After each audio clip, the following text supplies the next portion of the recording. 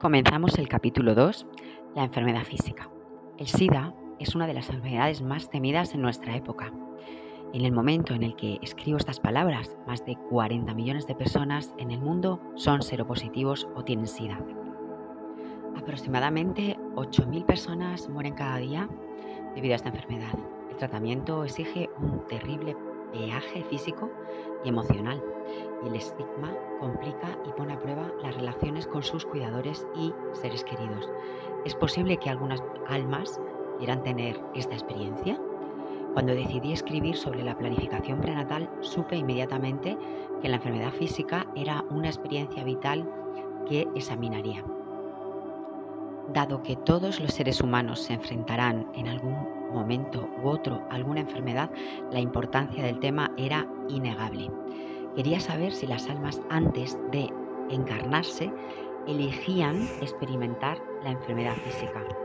Me interesaba una pregunta en especial: ¿planean las almas tener enfermedades concretas? Y si es así, ¿por qué? El relato de John Elmore. John recuerda la fecha exacta en la que cambió su vida, el 23 de enero de 1997. Aquel día le diagnosticaron SIDA. Me identificaron como un número, contaba. Me pregunté cómo se sentiría tener una enfermedad que era vista socialmente como una vergüenza y que exigía que el paciente fuera identificado por un número en lugar de por un nombre. Como descubriría pronto, la vergüenza y la humillación habían sido algo recurrente en la vida de John. John había nacido en 1956 en Livingston, Alabama, un pueblo de 2.500 habitantes, en una época de gran agitación social y de intolerancia racial.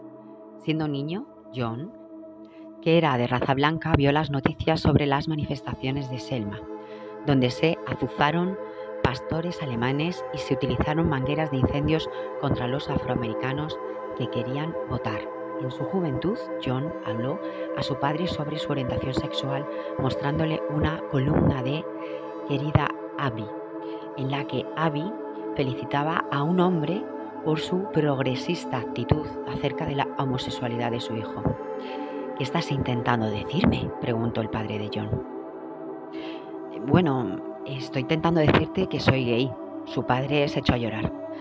¿Te das cuenta de que eres John Elmore y de que la familia terminará contigo? Puedo llevarte a otro lado del río. Puedo pagarte una mujer para que pases un buen rato. Con su madre, John lo intentó de otra manera. Una cadena de televisión había estado anunciando un programa especial en el que se iba a ofrecer una entrevista con un hombre homosexualidad. Es joven, es triunfador y es homosexual. Hablaremos de él y con sus padres. John pidió a su madre que le recordara ver el programa. Mientras yo veía el programa, en el cuarto de estar, su madre estaba sentada a poca distancia frente a la mesa de la cocina. Estaba haciendo lo que siempre hacía, aliviar el estrés, jugar un solitario, recordó John. Cada 4 segundos podía oír cómo colocaba una carta. Ponía una carta y se oía un clic. El clic se hacía cada vez más fuerte, dijo riéndose. Me imaginé la tensión en el ambiente y el aspecto de intensa concentración en el rostro de su madre mientras intentaba no apartar su atención de las cartas. En mi interior deseaba que mi madre entrara en el cuarto de estar y se sentara conmigo. Pero eso no ocurrió, dijo John con tristeza. Los compañeros de clase de John, que eran conscientes de su sexualidad, se burlaban de él. Lo llamaban marica y lo acosaban. Una vez un profesor lo llamó aparte y le dijo: John, eres un hombre, ¿por qué no actúas como tal? John me contó que el ambiente religioso en el que creció también era intolerante con su sexualidad. ¿En qué religión te criaste?, le pregunté. Metodista. ¿Qué opinan los metodistas de la homosexualidad? Que es un pecado contra Dios. ¿Cuál era la religión mayoritaria en Livingston? Baptista. ¿Qué opinan los baptistas de la homosexualidad? Que vamos a arder en el infierno. John se rió. Los baptistas están en contra. John, me parece, le dije, que has sentido la humillación en tu vida personal. a través de la escuela, la familia y la religión, y que eligiste encarnarte en un lugar en el que una raza estaba siendo avergonzada públicamente. Mi investigación me indicaba claramente que las almas eligen a sus padres, la época y el lugar de nacimiento. Había vergüenza tanto en el ámbito privado como en el público. Estaba por todas partes.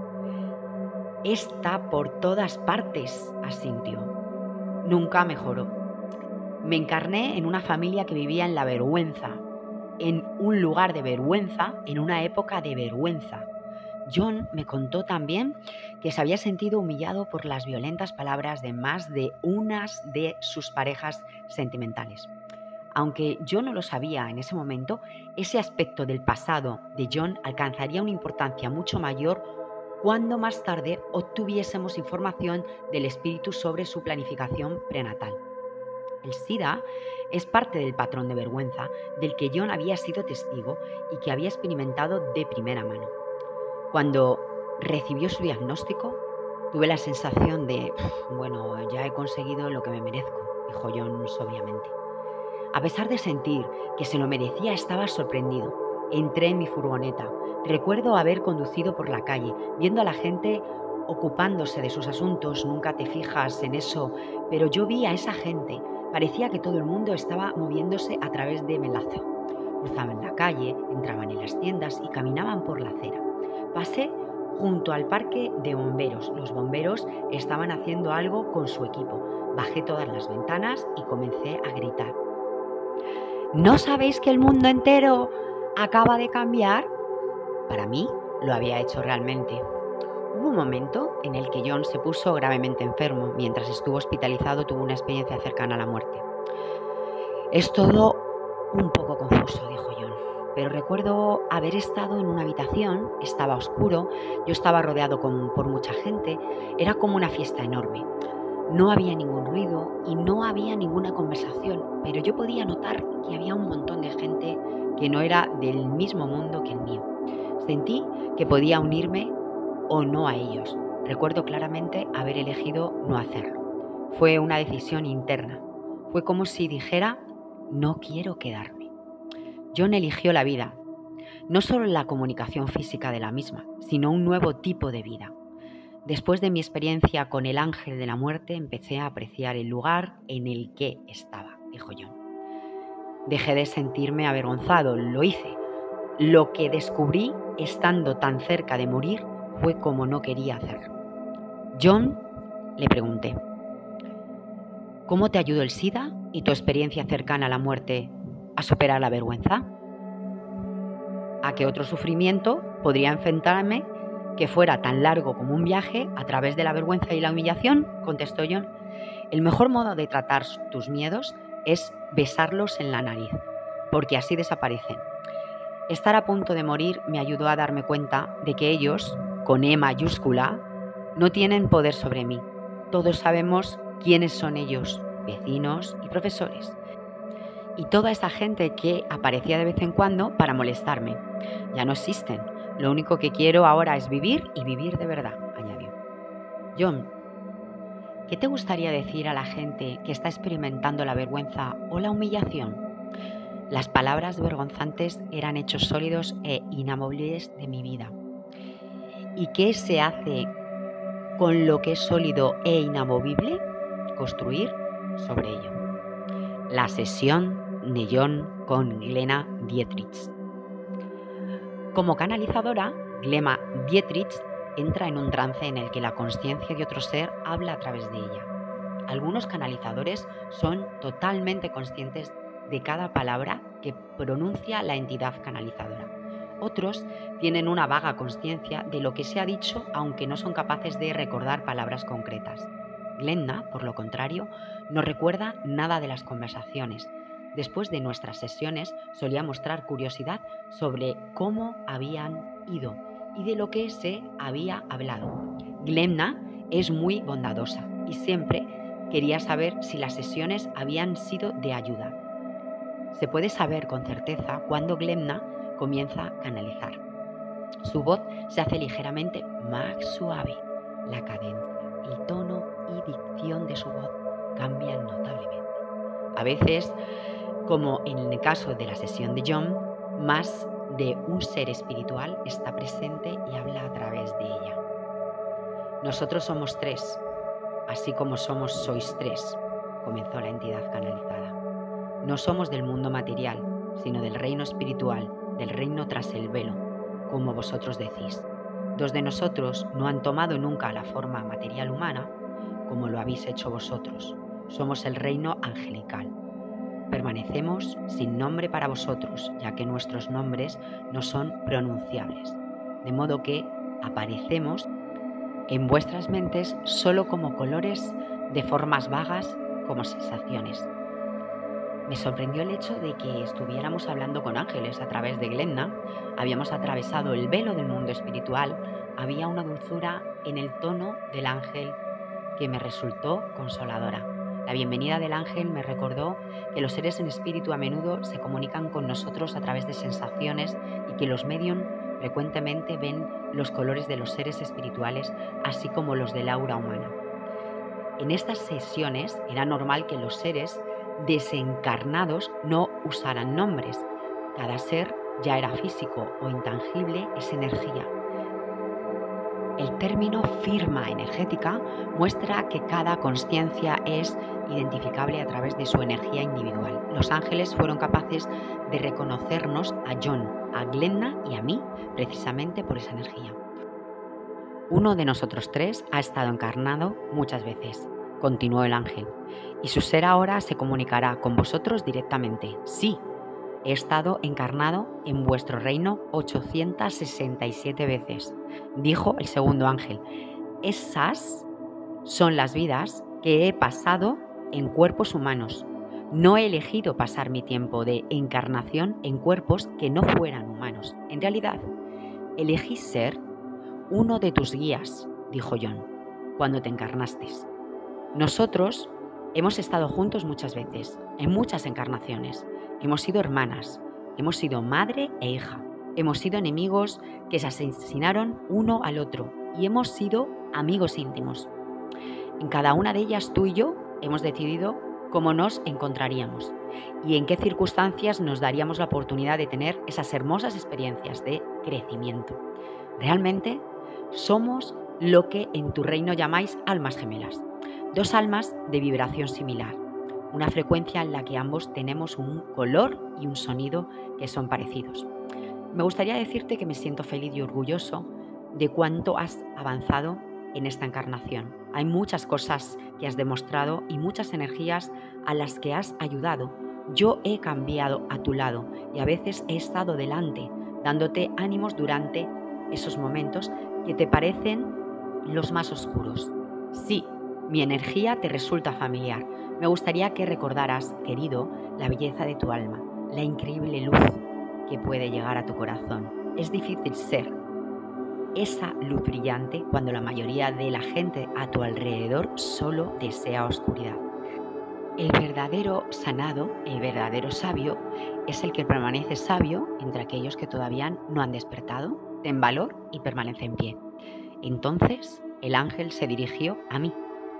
Hemos oído tus preguntas, pero deseamos que nos las formules de una en una. Gracias, comencé. John planeó antes de nacer la experiencia del SIDA, y si lo hizo, ¿por qué? Antes de la sesión, John y yo habíamos acordado que comenzaríamos con esta pregunta. Él estaba tan ansioso como yo de oír la respuesta. Sí, así es, contestó el ángel. En este reino, el reino espiritual, no hay energías pesadas que impidan el progreso, que inhiban la capacidad de ver más allá. Los periodos entre encarnaciones se pasan evaluando y planificando lo que el alma considera que será el siguiente paso, el siguiente nivel. La respuesta a tu pregunta es sí. Lo que se consideró fue la posibilidad de liberar la relación del parentesco genético y el sistema de creencias del grupo de almas del que John se considera parte. Como veríamos más adelante, el ángel se estaba refiriendo a una vida pasada de alguien del grupo de almas de John. En esa vida, la personalidad encarnada tuvo acciones basadas en el miedo que provocaron un olvido completo de sus orígenes como alma, algo que ningún alma del grupo de John había experimentado previamente. Entonces, todos los miembros del grupo de almas llegaron al acuerdo de que John asumiría la carga esencial y que, a pesar de las distracciones o creaciones de la ilusión, comenzaría a brillar para convertirse en esa luz y comenzar a ver y a comprender la verdad sobre sí mismo. Estas almas se reunieron para ayudar a imbuir sus personalidades y sus percepciones de John, de un modo que resaltasen los obstáculos que él necesitaba superar para que su verdad se hiciera aparente ante él. Como verás en la lectura complementaria, en la medium, Stacy Wells, el ángel se refería a miembros del grupo de almas de John que antes del nacimiento acordaron avergonzarlo como parte de los obstáculos de su vida. Es algo parecido a una carrera de obstáculos. Cuantas más veces llegues al mismo obstáculo, más fácil será saltarlo, rectar o bordearlo, hasta que al final superarlo se convierta en una segunda naturaleza para ti. Cuando John ya no se vea como menos importante, menos amado, menos amable y menos sangrado que quienes lo rodean, los obstáculos de este ser humano se desvanecerán. Con estas palabras el ángel expresó uno de los propósitos principales de los desafíos vitales: mostrarnos el modo en el que nuestros pensamientos y sentimientos crean nuestra realidad. Los retos y los desafíos son espejos que reflejan nuestros sentimientos sobre nosotros mismos. En este sentido son regalos. La sabiduría nos permite reconocerlos como tales. Efectivamente, explicó el ángel, el propio cuerpo sirve para lograr esa conciencia, para hacer brillar la luz allí donde es necesaria la sanación. Y como esto tiene un gran impacto en su familia de almas, en este reino, el espiritual, se ha escogido un método estrechamente intenso y poderoso para que todos puedan beneficiarse de las verdades que sean descubiertas. Si se hubiera utilizado otro obstáculo, la victoria no habría sido tan grande. Aquí lo teníamos, la confirmación de que John había planeado especialmente la experiencia del SIDA, no solo para su propio aprendizaje, sino también para el crecimiento de su grupo de almas. Como confirmaron las sesiones con otros entrevistados, el progreso que logramos en el plano terrenal con personalidades hace avanzar tanto a nuestra alma individual como a cada alma de nuestro grupo. ¿Podrías contar más acerca de cómo la experiencia del SIDA está ayudando a John a crecer?, pregunté. Tiene la necesidad de verse a sí mismo como realmente es, contestó el ángel. Y de creer en su propia verdad, en su propia identidad. Esto tiene que ver con la creencia de que merecemos todo el amor, de que merecemos amor incondicional. Como el grupo de almas solo exponía amor condicional, que tenía que ser experimentado de un modo concreto, según la tradición. La particularidad de John les condujo a retirarle su amor.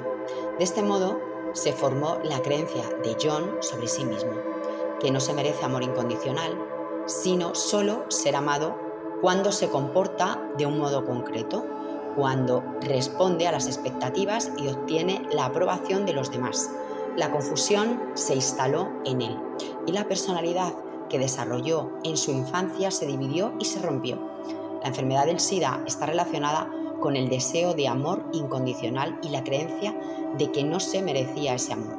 Por lo tanto, la sanación se completó cuando el alma de John brilló y su personalidad vio esa luz y descubrió que era él mismo.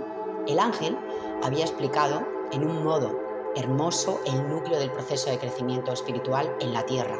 El amor a nosotros mismos despierta cuando dejamos de pensar que somos personalidades limitadas y defectuosas. Y en lugar de eso recordamos que somos seres trascendentes. Reconocer esta luz interior es cambiar los patrones de pensamiento y, por extensión, la salud física.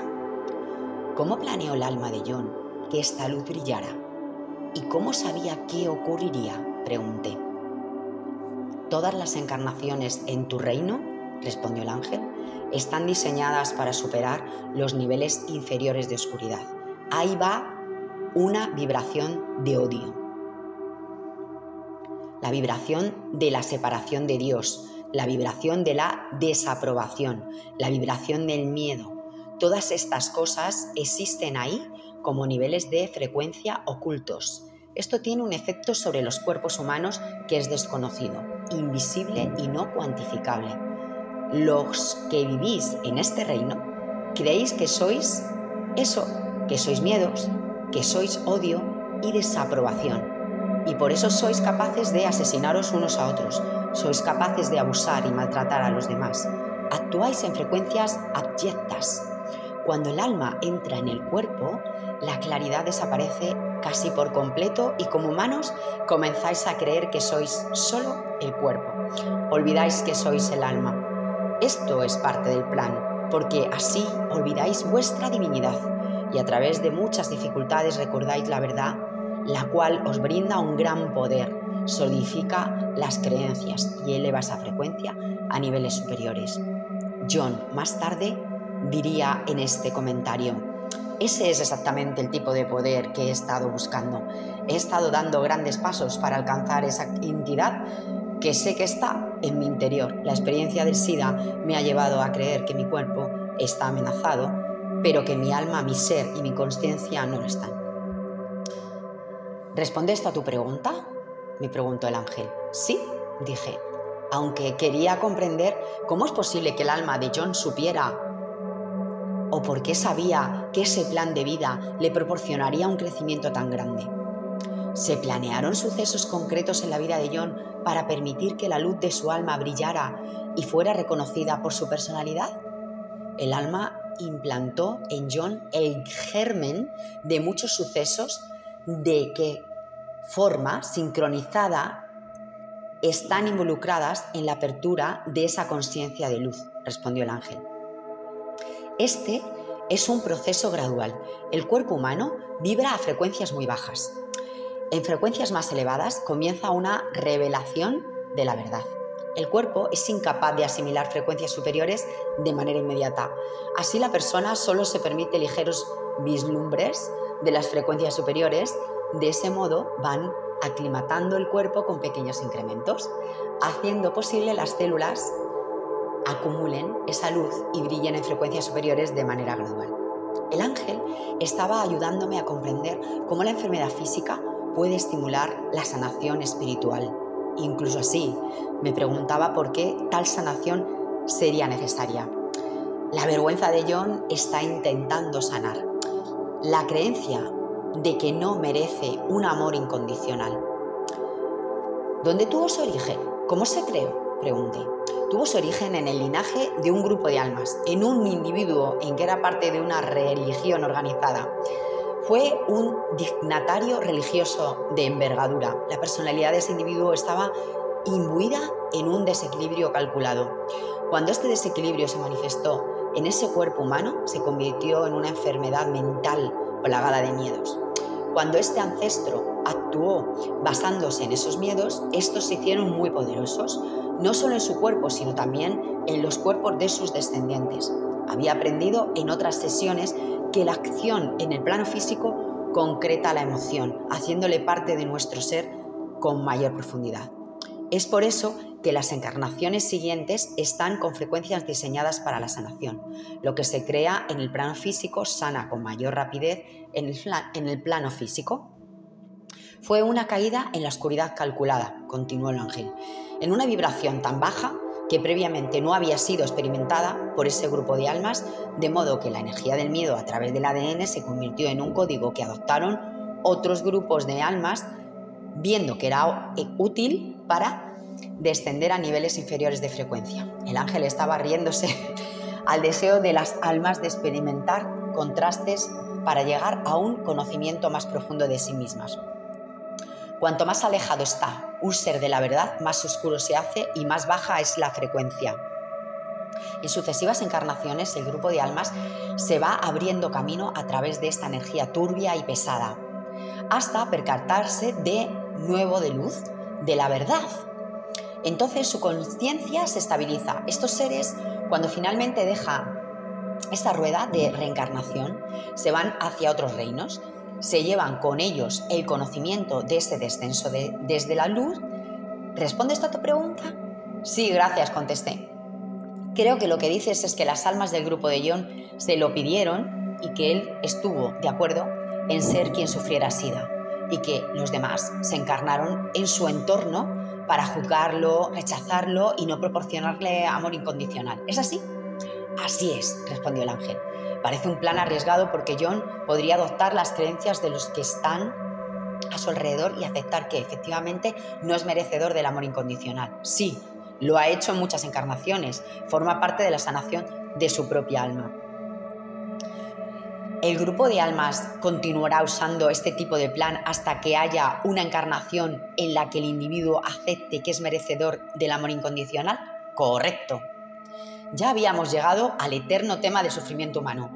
No quería que el ángel se sintiera desafiado por mi siguiente pregunta, pero el sufrimiento de mi propia vida había sido en ocasiones tan profundo que sencillamente tenía que entender la necesidad de tanto dolor. En muchos sentidos, la propia necesidad de comprenderlo me había empujado a preparar aquella sesión. ¿Por qué hacerlo de ese modo?, pregunté. ¿Por qué no diseñar una vida agradable, rebosante de amor incondicional? ¿No sería un modo más sencillo de aprender que somos merecedores de ello? El equilibrio se obtiene al experimentar tanto la luz como la oscuridad, dijo el ángel. Todos los individuos se encarnan en tu reino experimentando tanto la luz como la oscuridad en alguna encarnación. Podrías elegir convertirte en ese individuo que extermina a un grupo de seres humanos. Podrías elegir abusar a niños. Todas estas cosas crean un nivel de aprendizaje y de conocimiento. Vuestro reino es el único en el que existe la polaridad del bien y del mal. Encontrar el equilibrio entre la luz y la oscuridad, el bien y el mal, te saca de ese reino, te aparta de esa dualidad. Y tu interior crea en su lugar la creencia en todo lo que es. El ángel estaba refiriéndose a la naturaleza divina y a la unidad de todo cuanto existe en el universo. ¿Significa eso que el grupo de almas de John está sanando su sentimiento de vergüenza a través tanto de encarnaciones agradables como de otras más difíciles, como en la que se experimenta SIDA? Correcto, dijo el ángel. Me sentí aliviado al descubrir que en el proceso de planificación vital existía un equilibrio. Antes has mencionado una frecuencia inferior, dijo. John, que ahora hacía su primera pregunta, ¿cómo puedo elevar esa frecuencia? Te diría, John, que la frecuencia más elevada del universo es la del amor. Y por eso el secreto es mantener esa frecuencia en ti durante tanto tiempo como sea posible y siempre que sea posible. ¿Qué le dirías a alguien con SIDA que está intentando comprender el profundo propósito espiritual de esta enfermedad? Pregunté. Mantén el corazón abierto, dijo el ángel con dulzura. Escucha todo lo que te dice tu corazón, porque de ese modo tendrán lugar muchas sanaciones en niveles que están más allá de tu comprensión. Palabras muy parecidas del espíritu las iba a escuchar muchas veces en otras sesiones. Cuando cerramos nuestros corazones impedimos que las energías, principalmente la energía del amor, nos sanen. Por eso el endurecimiento emocional del corazón conduce a su endurecimiento físico. Entre los que están en el grupo de almas de John, pregunté, ¿por qué fue él el elegido para experimentar SIDA? Era su turno, nos dijo el ángel. ¿Solo porque era su turno? Sí. ¿Qué más es importante comprender sobre la experiencia del SIDA? Es una plaga de vuestro tiempo, contestó el ángel, que indica un patrón de autodesprecio entre la humanidad. Es una culminación de siglos y generaciones de separación del espíritu, de alejamiento de la luz y una creencia en el ser como el cuerpo separado de todo cuanto es. ¿Es exacto entonces decir que el SIDA está sanando la humanidad? Correcto, dijo el ángel. Aunque la sesión de John no fue la primera en la que participé y aunque ya había escuchado al espíritu confirmar que otros entrevistados habían elegido y planeado sus experiencias vitales, estaba sorprendido por lo que nos había dicho. John había elegido experimentar el SIDA y habíamos descubierto por qué.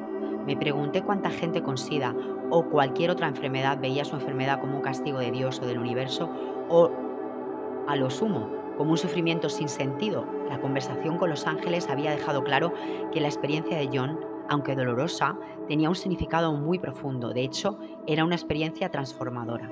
John describió la sesión como reveladora. me ha hecho darme cuenta de que hay mucha más bondad en mi interior de la que yo suponía. Ahora tengo la sensación de que mi vida tiene un propósito, algo que no he sentido en muchos años. Además, dijo que su alma estaba haciendo modificaciones a su personalidad. Del mismo modo que un sastre arregla un traje. Las señales de tiza están desapareciendo y el traje se adapta a mí cada vez mejor. El alma es lo más puro de mi ser. Continuaremos en el siguiente vídeo con la lectura de Stacey Wells para John, que es la medium, y nos adentraremos en el relato de Doris, que describió a su madre alcohólica, tal y como podría acariciarte muy suavemente y a continuación, como un rayo, abofetearte con fuerza suficiente para romperte el cuello.